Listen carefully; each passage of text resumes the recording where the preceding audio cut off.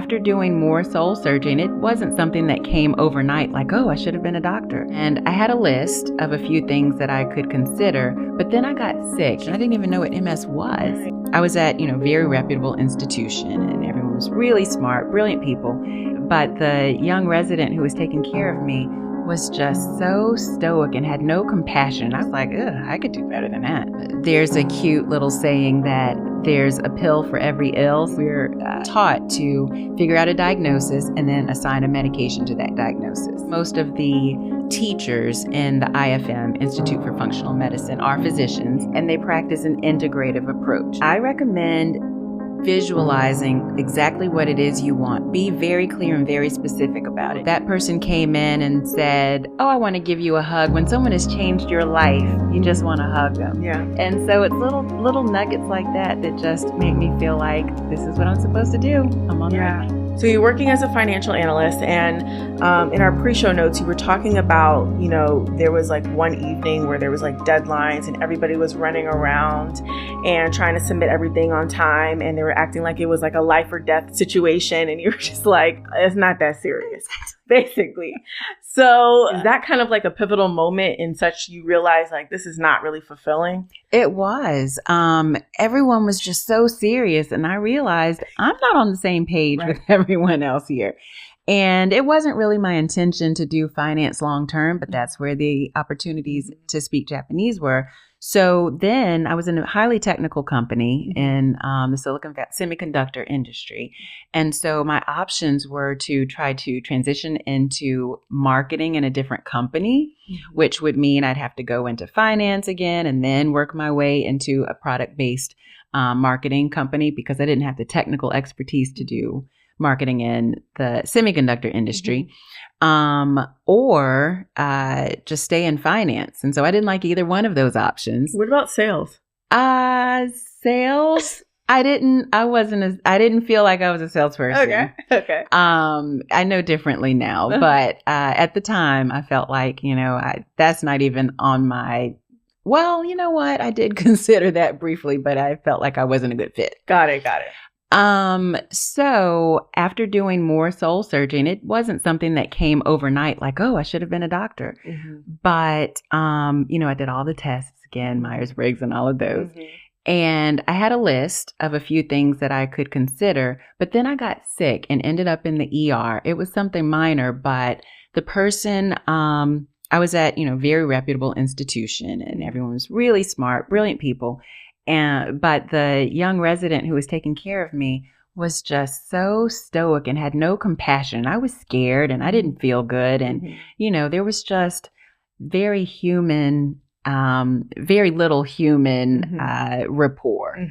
And so I was like, ugh, I could do better than that. I could do this better than her. And I was like, wait a minute. I could do this better than her. Wow. And so then it just my wheels started spinning.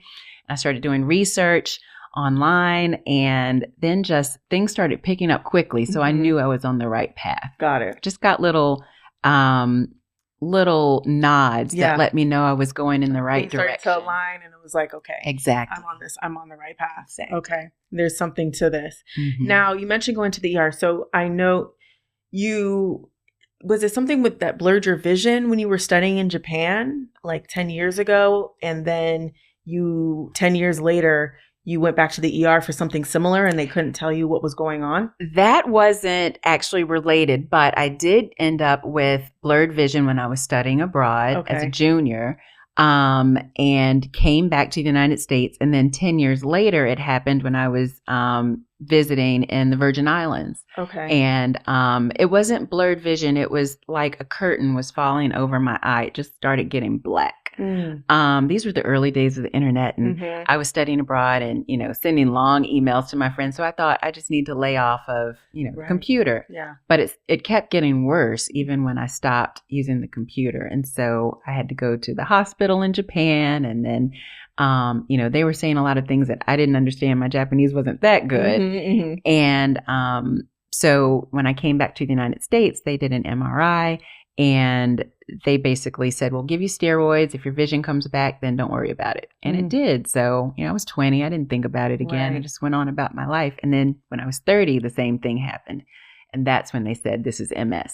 Got it. Okay. And that's when I was 3 weeks away from starting medical school. Wow. So a lot happened in Yeah. the meantime. So all of the dots are starting to connect at this point. Everything is starting to align, and you really feel like, okay, I am meant to be a doctor, and I'm going to go apply to med school. So I'm assuming right before you began, that's when you were diagnosed. So take us through how you were feeling at that point. I mean, devastated. I had to spend 2 years just to go back and take all of the prerequisite classes because I majored in business. I couldn't apply to medical school because I hadn't taken the prerequisites, and I had to study for the MCAT and do well enough to be considered in medical school. And I was finally getting to the point where, I was in a post-bac program, which pretty much would guarantee my entry into medical school at that school, Wake Forest, if I did well. And so finals were coming up. The pressure is on. This is it. Make or break it. I'm either doing this or I've got to rethink everything again.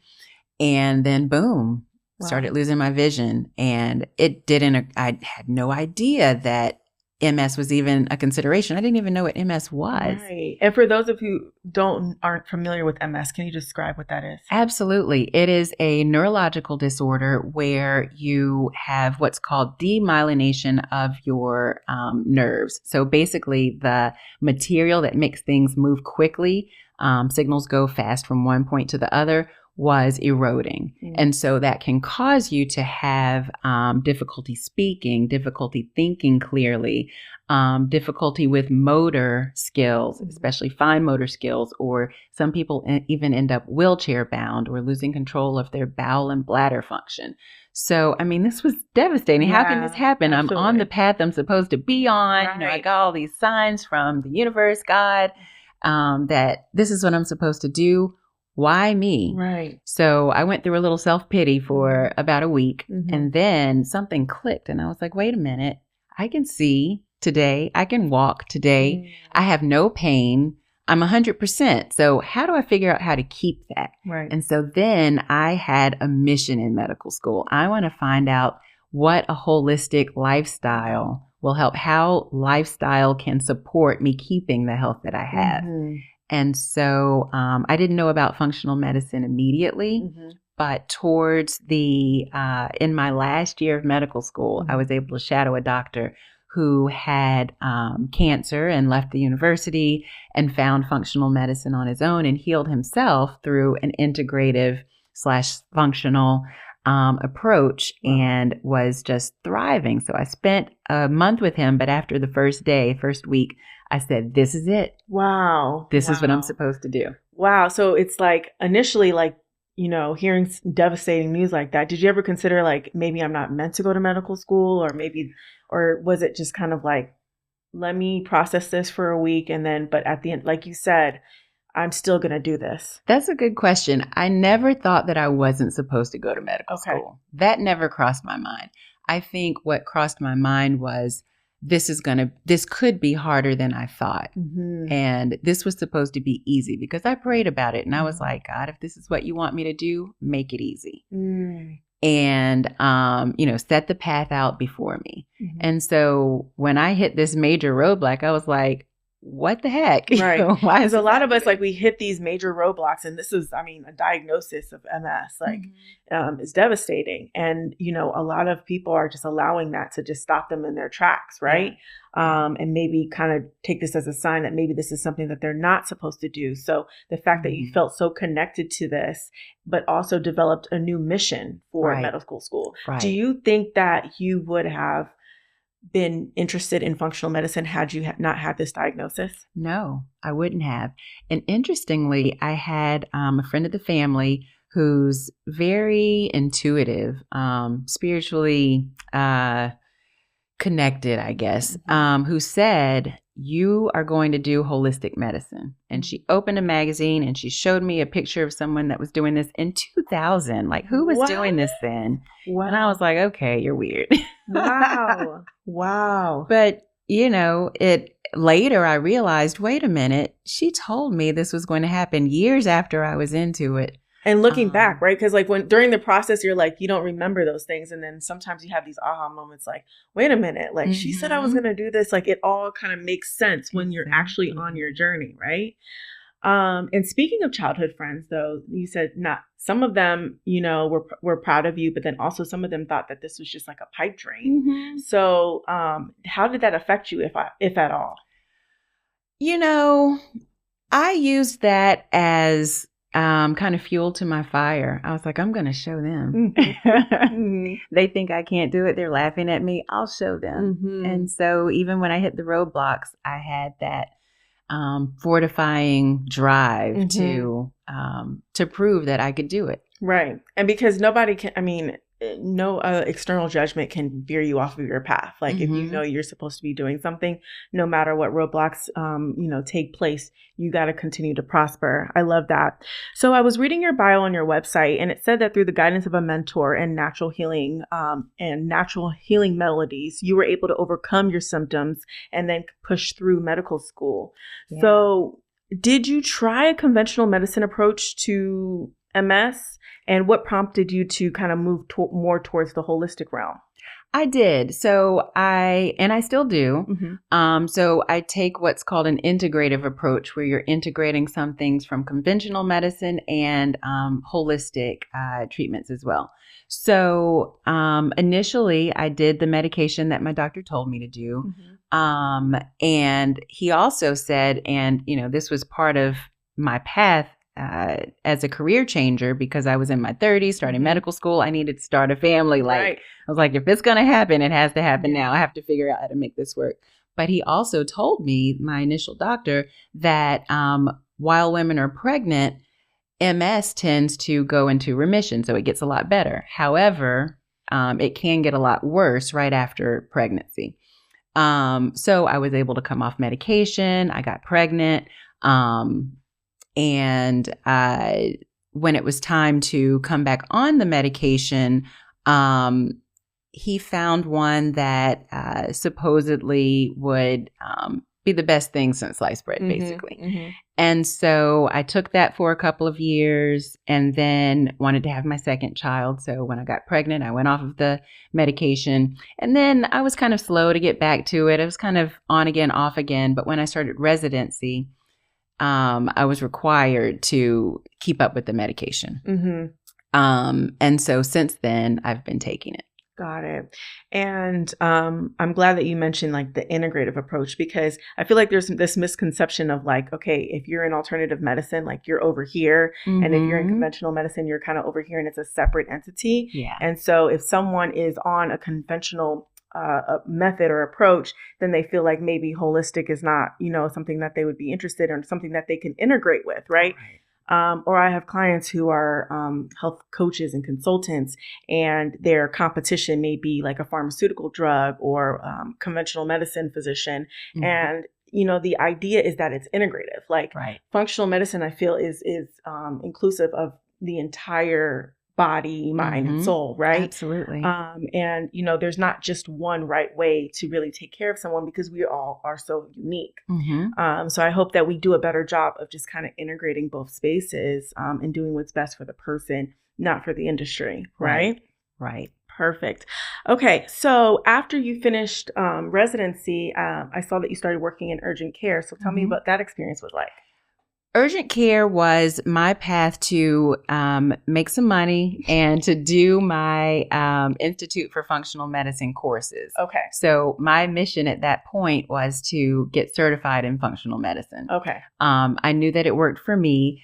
Taking a functional approach to my own health, I've never had any symptoms whatsoever since the diagnosis when I had the vision loss 17 years ago. Wow. So, and that's, you know, not how this is supposed to work. Right. It's supposed to have what's called a relapsing and remitting course. You're supposed to get better and get worse and get better and get worse until eventually you only get worse. And it just, you know, it's all downhill from there. But I haven't had any of that, thank God.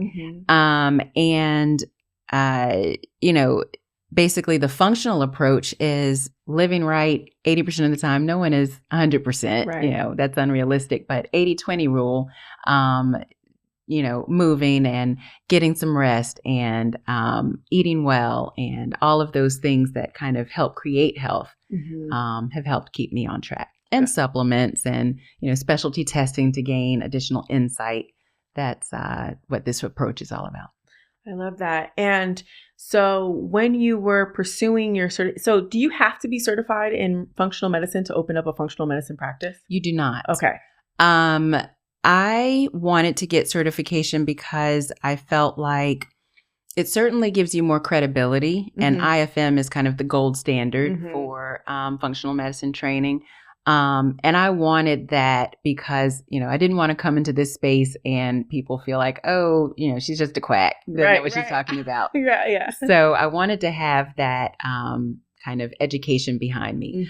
Also, I wanted to know what I was doing and feel like I was confident about what I was doing, because it's so different from what we learn in conventional medicine. I needed to have something more than just reading an article. I needed to hear from the experts and have, the education behind it to really feel like, I could help people and I was doing the right thing. Got it. So this is a little bit of a selfish question because I have a client who is an OBGYN who's transitioning into functional medicine. So I told her we're doing IFM because like you mentioned, it is the gold standard. She even feels as though even if she doesn't decide to do the transition and stay as an OBGYN in traditional medicine, that she can start to integrate functional medicine in her practice, right? Absolutely. Or with her patients. Do they teach you how to integrate that? Absolutely. Okay. They do. And I did do that when I was in urgent care. As I was learning the things, I started to use that with some of my patients, but they weren't very receptive. I felt like they just wanted to come in, get their medication or their shot, and go pick up their dry cleaning and be on their way. Got it. Urgent care. Right. Right. I called it drive-through medicine. Right. Which, it's beautiful. We need that. But, people weren't trying to think about lifestyle change in the urgent care clinic. And so, in a primary care setting or, an OB-GYN setting, there's a little bit more time to spend with patients than in an urgent care. So I think patients would be receptive. And I do have a lot of colleagues who are still in the conventional setting, but have this training. So absolutely, it can be done. Got it. And so let's kind of break down functional medicine and what exactly it is. All right. So it is a method of finding the root cause of what's going on and treating that, instead of only prescribing medication. Okay. Most of the practitioners or at least most of the teachers in the IFM, Institute for Functional Medicine, are physicians, and they practice an integrative approach. So, they're still prescribing when needed, especially if there's an infection. That's almost always the go-to medications. But, we have this paradigm of looking at all of the different, what are called functional nodes in the body, the different ways that our body is performing. So there are systems, not just like your cardiac system and your neurological system and your respiratory system. It's what is the function of those processes. For example, there's an assimilation node that is bringing things from the outside to the inside. So when you breathe, you're bringing in air and all of the things that come along with it, bacteria and toxins, pollution. And so your body has to assimilate what it needs into the body. So how well is that process going? There's also as part of the assimilation node is when you eat, you're assimilating things that are coming from the outside, your foods and drinks, and integrating those into your body.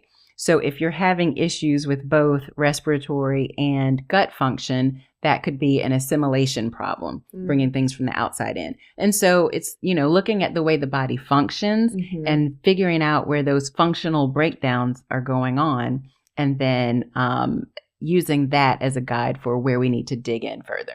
Got it. So if a patient came to you and, just was interested in functional medicine care, what is the first step? Is it like a full assessment, something like that? Yeah. So typically we'll spend about an hour for the first visit, and we're really digging into if there's dysfunction, some people are just optimizing health. But if there's dysfunction, we're digging into when did you last feel well? What was going on at that time? What were your stressors? Did you have any big breakups? Did you have any car accidents? Did you get ill at that time? Any hospitalizations or surgeries? What was the turning point that took you from well to unwell? Mm-hmm. And then, of course, what all of the symptoms are. That's pretty standard. And what is your childhood history? Mm-hmm. If you're having gut issues now, did you have those gut issues growing up? Was there anxiety when you were growing up that was causing you to have those gut issues? Is that the way you process stress? If you're having respiratory issues now and you're very sensitive to everything, were you exposed to toxins when you were a child? Was someone around smoking? Were you, living near a chemical plant? So we're looking at all of these things that could have been affecting your health way back to the beginning, even when your mother was pregnant. Those are some things that can affect your health. So we're picking up all those pieces and then coming up with what additional information do we need to give the insight that will help you thrive again. So you're looking for the root cause, whereas Right. if they went to traditional medicine, conventional medicine, then they would be looking to how to treat these symptoms that you're having. Exactly. Okay. So there's a cute little saying that there's a pill for every ill. So we're taught to figure out a diagnosis and then assign a medication to that diagnosis. And then next. That's what we're taught to do. And, that can be helpful when people are have an infection. If you have a UTI or you have sepsis, which is bacteria in your bloodstream, we need to be able to have a method to quickly figure out what's going on and get that person help before it's, it spreads and, they have an even bigger problem. So that method works. But in chronic disease like high blood pressure, high blood sugar, high cholesterol, that's not the best way to approach it. So do you recommend, patients who have these immobilities or these chronic illnesses and diseases to go to a functional medicine physician and actually figure out what the root cause is? And then what is the steps moving forward? Absolutely. So almost everyone would benefit from having a functional approach if they're willing to do some lifestyle change. Got it. It's not, there's no silver bullet. There's not going to be, we peel away the layers and, okay, this is the root cause, fix that. It's usually a multitude of things that all combine to create dis-ease or, ill in our body. So then the process for working through it is to sometimes get additional testing, things like a gut microbiome test. Those gut tests tell us a lot about digestive enzymes and whether or not there is gluten sensitivity. So there's a lot of insight to gain there. Micronutrients is another specialty test that can tell us all of your vitamin and mineral levels, especially when people have had chronic fatigue. What has been depleted and what do we need to give you back to make energy properly? So there are lots of specialty tests depending on the needs of the person. Toxins is also a big one, looking at mold toxins, heavy metals, and environmental toxins. Once we have that information, we can come up with a way to start healing those things. So if it's always going to include lifestyle change. And in our clinic, we pair patients with a health coach to help them work through some of those lifestyle changes. So there's a coaching aspect to making lasting change. And then we just have follow-up to, keep someone on track. And then usually maintenance is, every 6 to 12 months checking in to make sure that everything is still optimized and no symptoms and nothing else that needs to be tweaked. So from the physician perspective, you have the authority to identify the root cause, and then talk to me about the importance of the health coaching perspective for the accountability and the consistency. Absolutely. So I love that you asked that because a lot of our patients feel like it's not necessary. They're like, oh, no, I know how to eat. I know I exercise, but there's more to it than that. It's, if we're asking you to, you already eat well, but now, for example, we find that gluten is causing an immune reaction in your body. What planning do you need to do? What does that look like for you? Mm-hmm. Say, you've got a 3-year-old and a 5-year-old at home, and they don't need to be gluten-free, and your husband refuses to be gluten-free. So how are you going to make that happen? And you're busy and you don't have time to think about changing your whole diet. Those types of things can help the planning process, because change is hard. We get into our routines and that's what's easy to do. So that's what we're going to do, especially in our busy lives, and everyone's busy these days. So the coaches are really helpful in helping to create lasting change, not something that you're going to change for 2 weeks and then go back to what's comfortable. Right. Because you have all this information, you gain all this information from the doctor's visit, and you go home like, what's next? Right. Right. Or how do you stay on top of this? Exactly. Right. Okay. Beautiful. So tell me the difference, because I've been through the network of physicians and health visionaries that I work with and been, communicating with. A lot of them asked me about naturopathic doctors. So tell me what the difference between functional medicine and physicians and naturopathic doctors. Sure. So naturopathic, there are functional medicine providers who are naturopathic doctors. Naturopathic doctors have a 4-year degree in naturopathic medicine. Okay. So it's just a different approach that does not use medicine. Okay. So they only use natural remedies. So more homeopathic, herbs, that sort of thing. There is crossover, but I think the biggest distinguishing factor is they don't prescribe medications, and physicians who do functional medicine typically will prescribe medications sometimes. Right. Got it. So functional medicine is just more integrative, right? Right. Okay. Got it. And naturopathic is just like as it sounds, just natural remedies. Exactly. Okay. And there's overlap among all of them, because a functional medicine doctor can be a naturopathic doctor, can be an allopathic doctor, that's the conventional type of doctor, or a chiropractic doctor. So, and other nurse practitioners, and there are several paths to becoming a functional medicine provider. Got it. So I want to try to, for a potential patient, I want to kind of try to simplify the vision.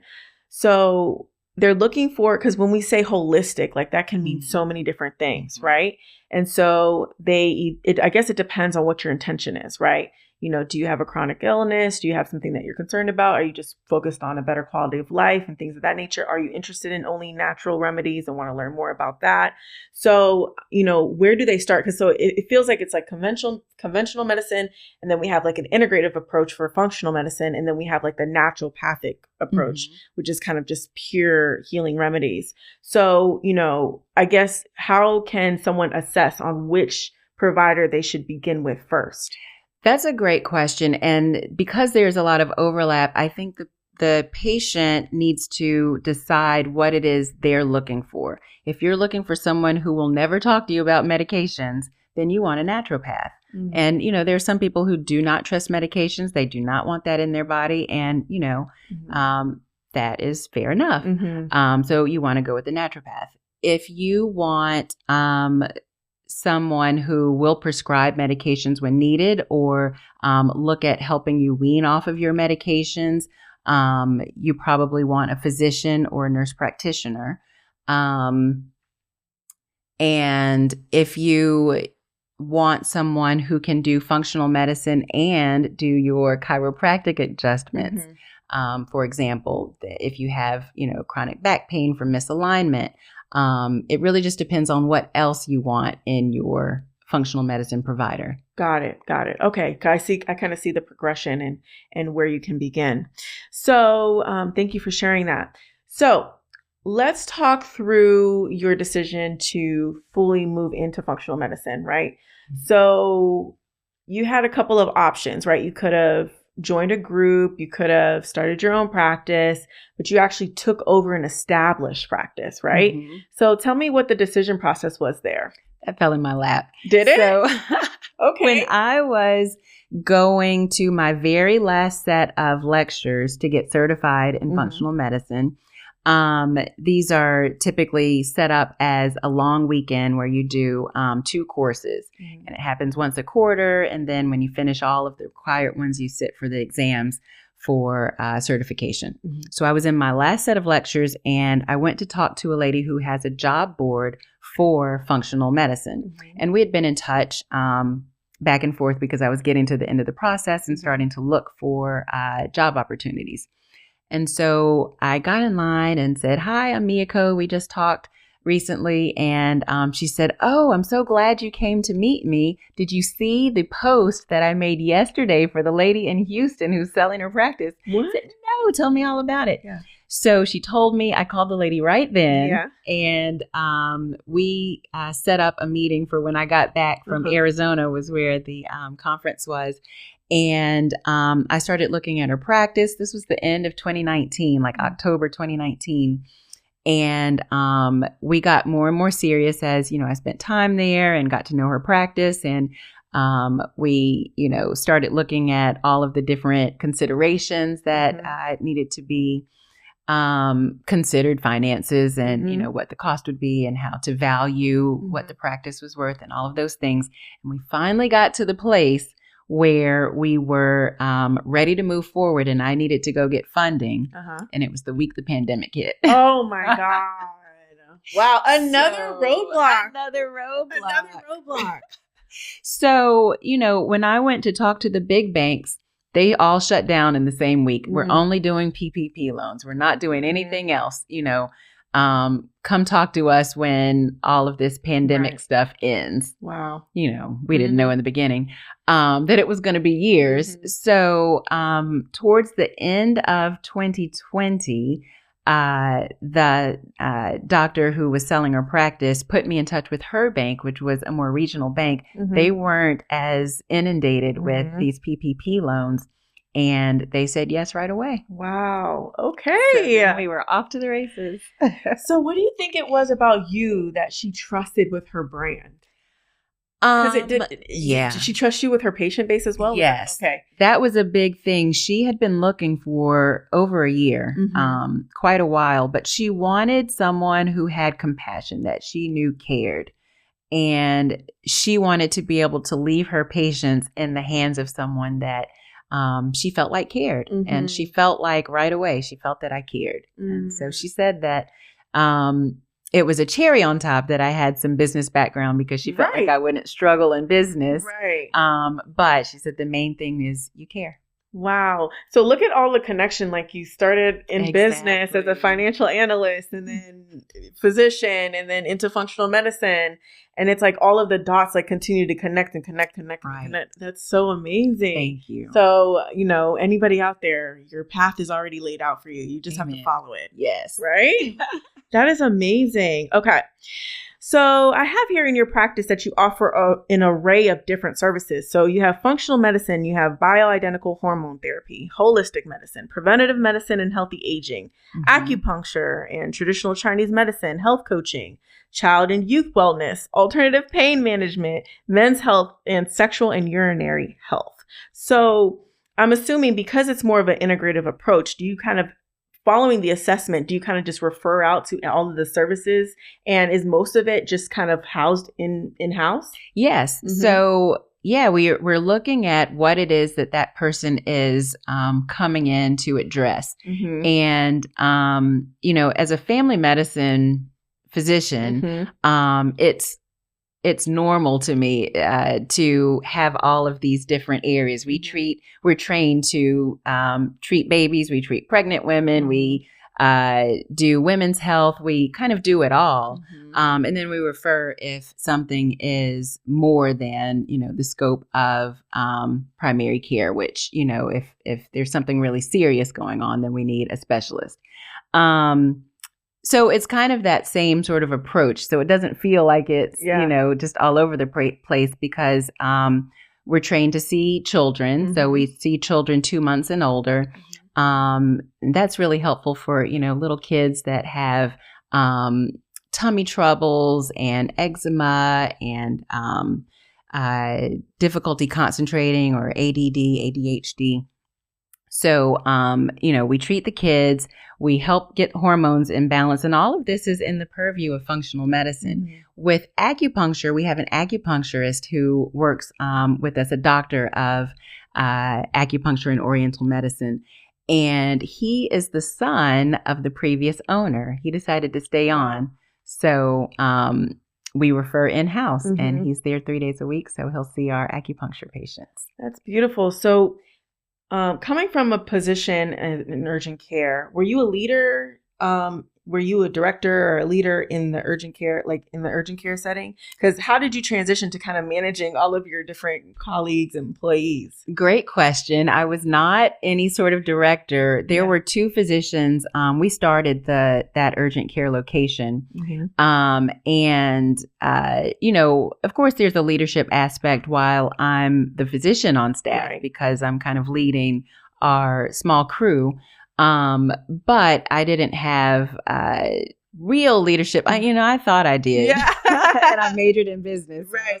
This will be easy. Right. But I really had to learn, learn by fire, on the job training. And so over the years, I've just, I continue to read books about leadership and do trainings on leadership, and just try to keep myself on top of what is the latest and greatest. I have a resource in my husband who has an MBA and has been owning businesses and been in executive and leadership positions since before I've known him. And so he provides some guidance. And I reach out to my resources. Both of my parents were human resources directors. So that's a great free resource. Yeah. Exactly. So there's been a lot of figuring it out as I go. I could see you being a leader. I could see you. Thank you seem like you're a great boss. So did you ever have any thoughts around going completely solo and not having to deal with the leadership and the managerial part of the business? Or is that something you feel like you really enjoyed and wanted anyways?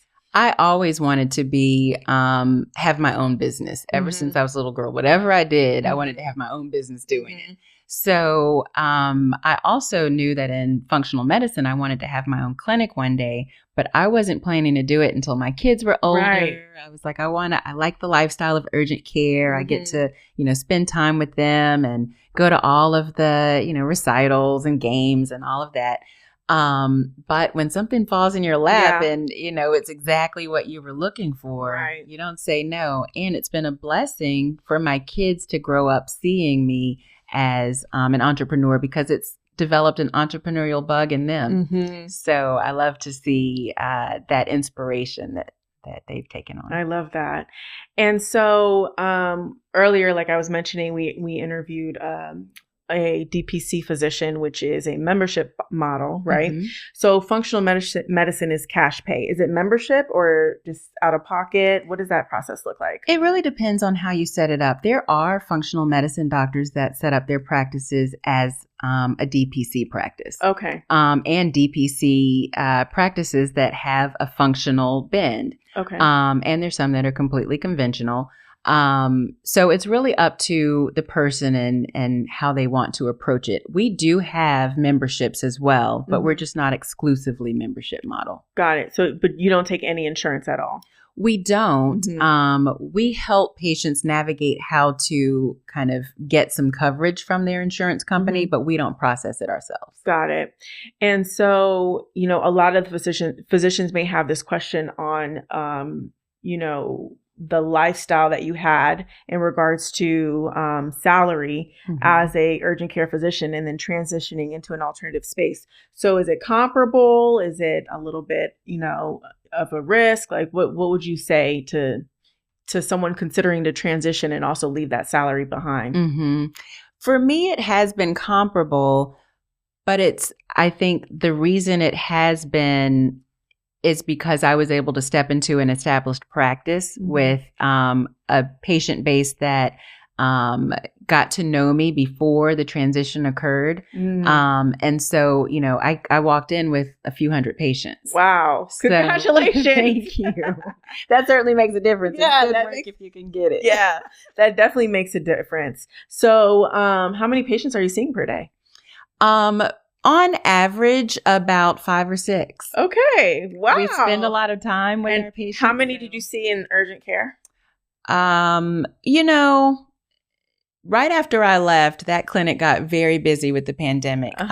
It just so happened I didn't know the pandemic was happening, but I left March 1st, or February 27th of 2020. Mm-hmm. And so at that time, we weren't that busy. We opened up the urgent care like a year and a half to 2 years before I left. Mm-hmm. So we might have gotten up to an average of about 10 per day. Mm-hmm. So it's a pretty slow urgent care. Okay. All right. But the week after I left, they were seeing 30 and 40 a day. Wow. Okay. So I just, another one of those things where it just lined up just the way it lined up. It lined up for me. Again.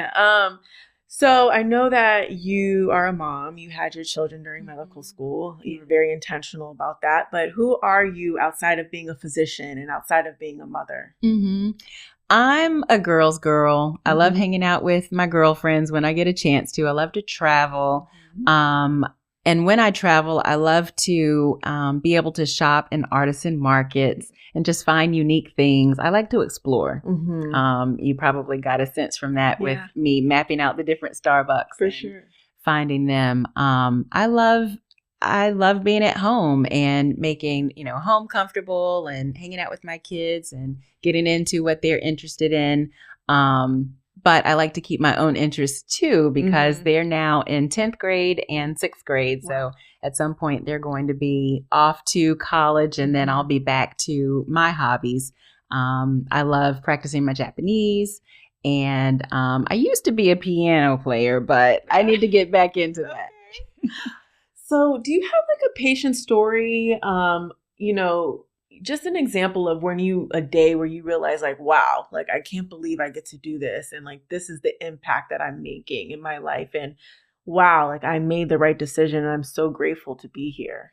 It's every day, Bianca. There's always a patient that's, there was one today who came in to we have a scanner called an in-body scan. So it tells you how much muscle you have and visceral fat. And so it gives like a comprehensive overview. And so that person came in and said, oh, I want to give you a hug. When someone has changed your life, you just want to hug them. Yeah. And so it's little nuggets like that just make me feel like this is what I'm supposed to do. I'm on the right path.